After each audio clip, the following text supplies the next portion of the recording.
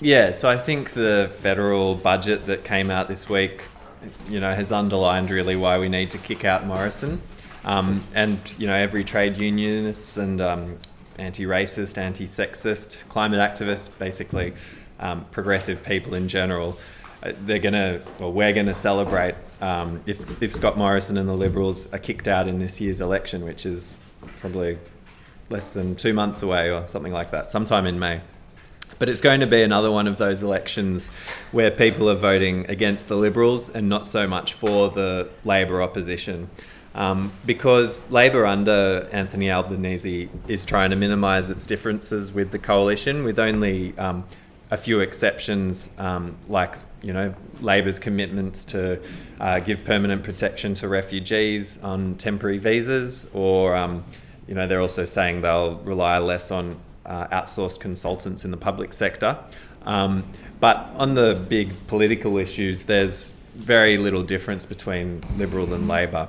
So Labor is going along with Morrison's sabre-rattling over Russia and China, and supporting the billions of dollars being spent on the military. It failed to challenge Morrison's transphobia over the religious discrimination bill, and Labor has also signed up to the gas-fired recovery that Morrison is pushing for, that's going to wreck the climate and destroy Aboriginal land. And I think Labor is doing this basically because they think that's how they are going to win the election. Labor has basically concluded from the last election in 2019 that Bill Shorten lost, that the reason he lost was because they had too many ambitious policies and were a big target for the Liberals, who were able to scare people into voting them back in. So Labor has dropped policies like winding back tax concessions that allow investors to drive up house prices, like negative gearing. I saw recently that it looks like, I don't know if they've changed this, but it looks like they're going to drop the commitment they took to the 2019 election to pay superannuation on government paid parental leave, which would have reduced the gender superannuation gap. There are probably lots of others that people can sort of talk about, but basically Albanese is desperate to show the ruling class and what he believes to be a conservative electorate that Labor is responsible and can be trusted as the alternative government. But the problem with this small target strategy, as it's known, is that it basically gives voters very little to vote for, apart from wanting to see the back of Morrison. And although Morrison is looking vulnerable, there's no guarantee this will lead to election victory for Labor, because unless Albanese can convince workers that their lives will improve under a Labor government, there's just a risk that people will just choose to stick with Morrison. And I think if we look at some of the some recent history, I think that was the lesson from the 2001 election, because Labor under Kim Beazley at the time similarly kind of thought it could cruise to victory on the back of hatred of the Liberals' privatisation of public services, the introduction of the GST. Even though Kim Beazley agreed with most of what Howard stood for in terms of the free market. So for example, in his budget reply speech in 2000, Beazley said, "We all now largely agree on the need for fiscal discipline, an independent monetary policy, deregulation of financial markets, the floating of the dollar, low inflation, and a more open economy." So Beazley committed to retaining the Howard government's enormous subsidies for private health insurance and private schools.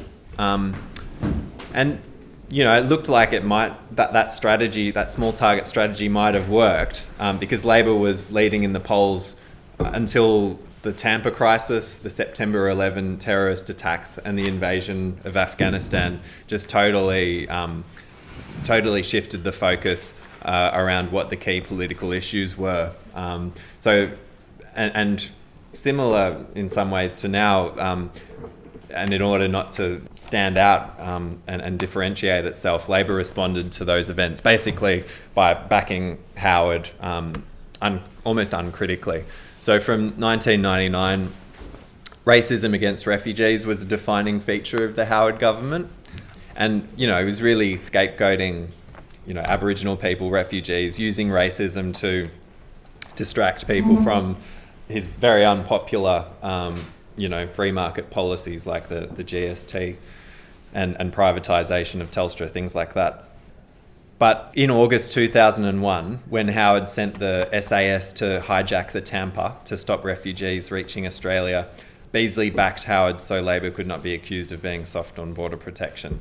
And then following the September 11 attacks on the Twin Towers, Beazley joined Howard in uncritically defending the United States and its foreign policy. Beazley described his position as, this is a quote, clear-cut support for Tony Blair and for George Bush and the struggle against terrorism. And then when Australia sent troops to invade Afghanistan in October 2001, Beazley announced that he stood shoulder to shoulder with Howard. And, that approach basically meant voters saw little difference between Howard and Beazley. And what happened in the November election of 2001 was that Labor lost, scoring its lowest primary vote since the 1930s. And I suppose a particularly worrying part of that era was that the bipartisanship with the Liberals meant that Pauline Hanson's One Nation won some workers' votes, because Labor had failed to represent their class interests. And I suppose more positively on the left, the Greens got a breakthrough after the 2001 election, winning over progressive voters, disillusioned Labor voters who were disgusted with Labor's capitulations on refugees and war. But I think we can contrast that with the popularity of the British Labor Party during the leadership of Jeremy Corbyn as a way to argue that, ambitious policies can be popular, left-wing policies. So in the UK, the Labor Party had gone through a similar period of, rightward drift under Tony Blair, but it continued in under subsequent leaders. And basically discussed that Blair's neoliberalism and the invasion of Iraq led to a huge loss of Labor members and votes. But this electoral decline was reversed when Corbyn became party leader, and he was described himself as a socialist and was a long time anti-war activist, and hundreds of thousands of new members joined. Following, during his leadership. And at the 2017 election, Labor won a 9.5% swing, pushing Theresa May's Tories into minority government. And basically, it's almost the opposite of a small target. Corbyn campaigned on policies that really offered an alternative to working class people. So, he campaigned on increasing the minimum wage, renationalising the railways, building 500,000 new council houses and free university tuition. And he said he'd pay for this by taxing corporations and the rich. But I think what was important as well about the Corbyn phenomenon, at least during the 2017 election, was, it wasn't just that he had good left-wing policies on paper.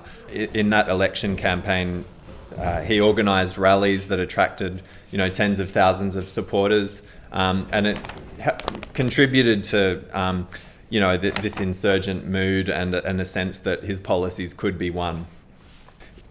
Sadly, Corbyn was undermined by a really vicious media onslaught and, internal attacks from the right within the Labor Party. But I think the 2017 UK elections showed that left-wing ideas can be popular. So I guess what's behind Labor's small target strategy at the moment? And I think it reflects Labor's focus on winning elections basically at any cost in order to get into government. And it comes at the expense of changing society, really. Because as a reformist party, Labor isn't trying to overthrow capitalism, but aims to reform the system by running the state. And it means that Labor accepts the need to appease employers so they keep investing and keep economic growth going. And it really means that without significant pressure from below, through protests and strikes, Labor is going to prioritise the needs of business. So, for example, Albanese defended Labor's new climate policy by saying it's what business wants, even though it's even less ambitious than what the Business Council of Australia wants. But I think we can see even under left-wing leadership that Labor parties are pulled to the right through their by prioritising elections to Parliament and the need to keep business on side. So at the 2019 UK election, Corbyn was on the defensive against the right within his own party and ran a much more conventional campaign than the 2017 election. Really trying to prove that Labor was responsible and could, responsible enough to take power, to take government. And Labor lost votes, I think, because of it. So Corbyn caved to pressure from the Labor right and business to commit to a second referendum on Brexit. And it really allowed Boris Johnson to appeal to Brexit-supporting Labor voters with a clear message that he would get Brexit done. And it resulted in a massive landslide for the Conservatives. They reformed majority government.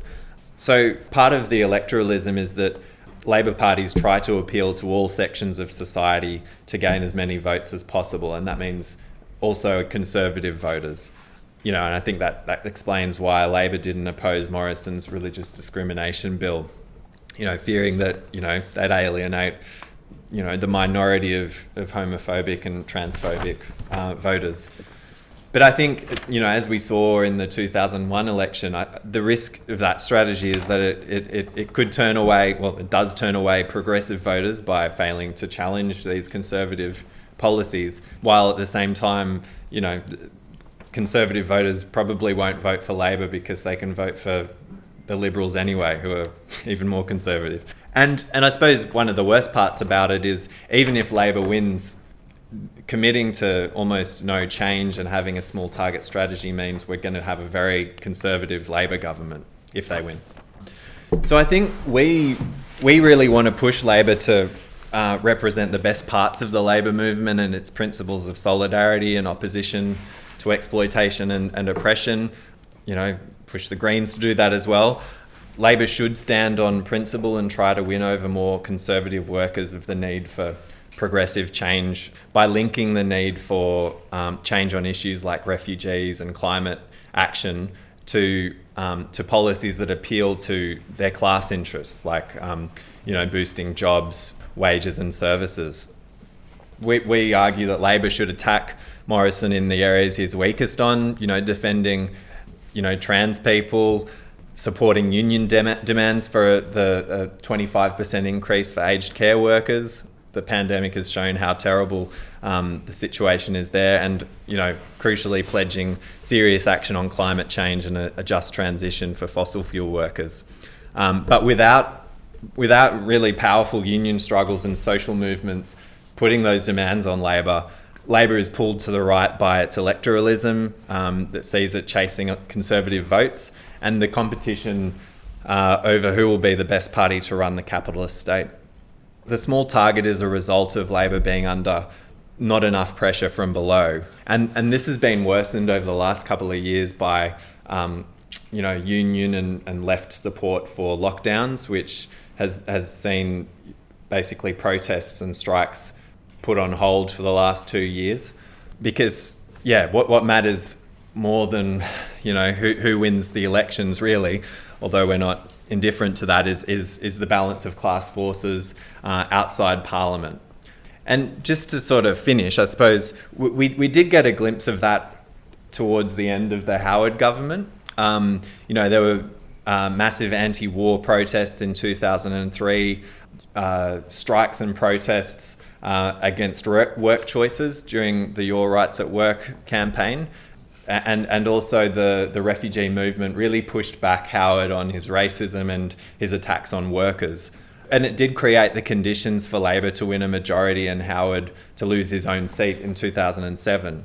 The government we got in 2007 with Kevin Rudd was not not good enough. It reflected the fact that the movements and the union campaign wasn't determined and strong enough to push for a complete reversal of Howard's neoliberalism and racism, but it showed the difference that struggle can make. So yeah, just to conclude, I think we need more struggles in workplaces and on the streets to kick out Morrison, but we'll need to fight just as hard to win change if we're facing a Conservative Labor government if Labor wins. Thanks.